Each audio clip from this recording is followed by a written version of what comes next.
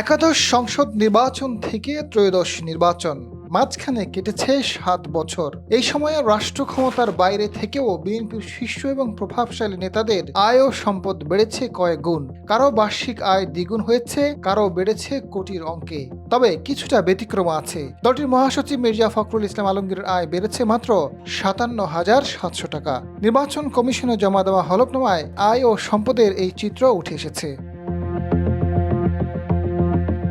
২০০৬ সালের পর থেকে ১৯ বছরের বেশি সময় সরকারে না থাকলেও দলটির শীর্ষ নেতাদের আয় ও সম্পদ বেড়েছে কয়েক গুণ। সম্পদে বড় লাফ দিয়েছেন বিএনপি নেতা মির্জা আব্বাস। সবশেষ অংশ নেওয়া ২০১৮ সালে বার্ষিক আয় ছিল ৪,৭৫,৮৫,৭৯৯ টাকা। এবার দেখিয়েছেন ৯,২৬,৪৫,০০০ টাকা।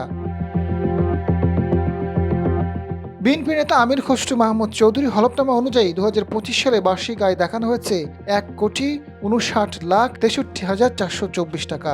২০১৮ সাল ছিল ৭৩,৬৫,২১৯ টাকা। গেল ৭ বছরে ডক্টর খন্দকার মোশাররফের আয় বেড়েছে ৫.৫ কোটির বেশি। সর্বশেষ তিনি মোট সম্পদ দেখিয়েছেন ২০,৫৫,১৭১ টাকা। ২০১৮ সালে ছিল ১৪,৪৮,৭৪,৬৫৩ টাকা। বিএনপির মহাসচিব মির্জা ফখরুল ইসলাম আলমগীরের বার্ষিক আয় প্রায় ১২,৮৩,১৩৩ টাকা। ২০১৮ সালে ছিল ১১,৩১,৪৩৩ টাকা। গয়েশ্বর চন্দ্র রায়ের বার্ষিক আয় প্রায় ১৭ লাখ টাকা। ২০১৮ সালে ছিল প্রায় ৮,৩৬,৫২৭ টাকা। ডক্টর আব্দুল মঈন খানের বার্ষিক আয় ৭১,৪৪,২০০ টাকা। ২০১৮ সালে ছিল ৫১,৫১,৩৪৩ টাকা। মুজিবুর রহমান সরোয়ারের সম্পদ বেড়ে দাঁড়িয়েছে ৮,৪৬,৪৫৪ টাকায়। ২০১৮ সালে ছিল ২,৯৭,৮৫,৫০০ টাকা।